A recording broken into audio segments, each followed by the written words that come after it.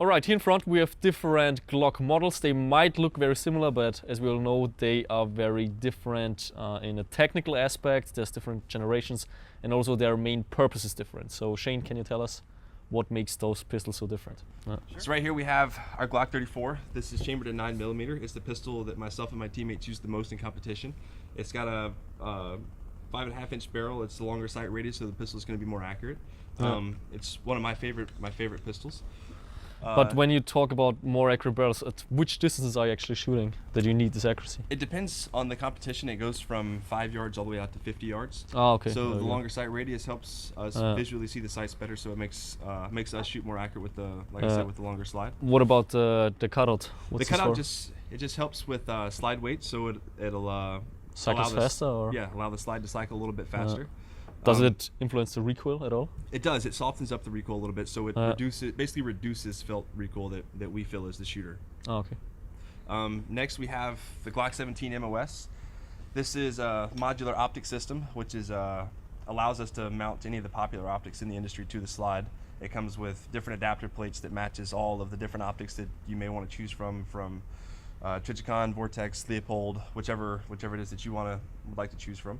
It's one of our most popular duty guns. It's the common choice for military law enforcement agencies. It's also chambered in 9mm, and we can even use that in some competitions as well. So what about the weight that it adds to the gun? Do you feel it when you shoot it? Not so much the weight. I think it's doesn't really make that much of a difference. The gun itself shoots very soft. It's like I said, it's very reliable, and with the optic, it helps a lot with accuracy. You're not having to line up sights, you're just putting the dot on the target. Of course. So is this just used for competition, or it's also used by the law enforcement? Both. It is actually it's being used in the military now, it's being used by some law enforcement agencies, and we are starting to pick it up in competition to prove the benefits of it. Okay. How are they running it in law enforcement? Because, of course, in the competition, you just switch on the red dot before you're ready to go, but how about law enforcement? They always holster it with the red dot on, or? As far as I know, yes. They'd have to maintain the batteries. A lot of the optics have solar panels in the top, so as soon as it hits sunlight or any light at all, the dot itself comes on. So you just have to maintain the optic. But it could also be used for special teams inside law enforcement, not just your everyday patrol officer.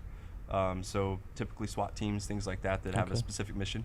What about the sights? Because I see once the red dot runs out of battery, I can't use the iron sights anymore because they're too low. Is there different iron sights available, or? Yes, we use suppressor sights for the optics like this because we co-witness the sights. So what I mean by co-witness is the sights are tall enough that you can see your front and rear sight through the optic itself. Okay. So the dot will sit on top of the front sight, and if for whatever reason the optic ever does go down, you're still able to use your backup iron sights. There we go. What about the other models?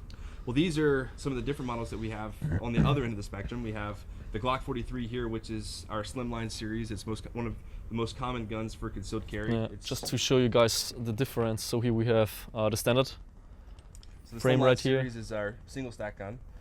It's much smaller, fits more universal to fit every shooter's hands.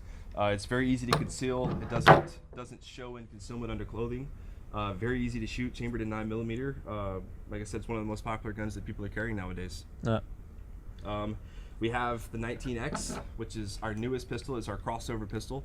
Has the full-size frame with a compact slide. This is one of my favorite guns to shoot as of late. I love the way this gun feels. What do you mean by compact slide?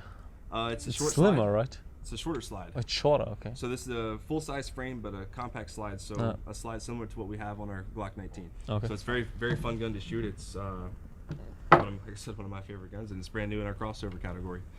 And then on the opposite end of the spectrum, we have the infamous Glock 18, which is our fully automatic 9mm.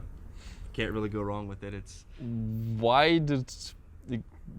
What's the purpose of the gun? Like, I've never seen any unit, any forces using this. Was it just something that Glock always wanted to make because it's unique, or? I think as far as from what I know, it was made specifically for select special missions units in military and law enforcement. It's only been implemented in special certain situations where it was needed. As far as civilian market, I can't go out and purchase this. So yeah, I think it was just designed and built for a very specific purpose with a very specific mission in mind. Okay. All right, Shane, thanks for letting me know what's the differences.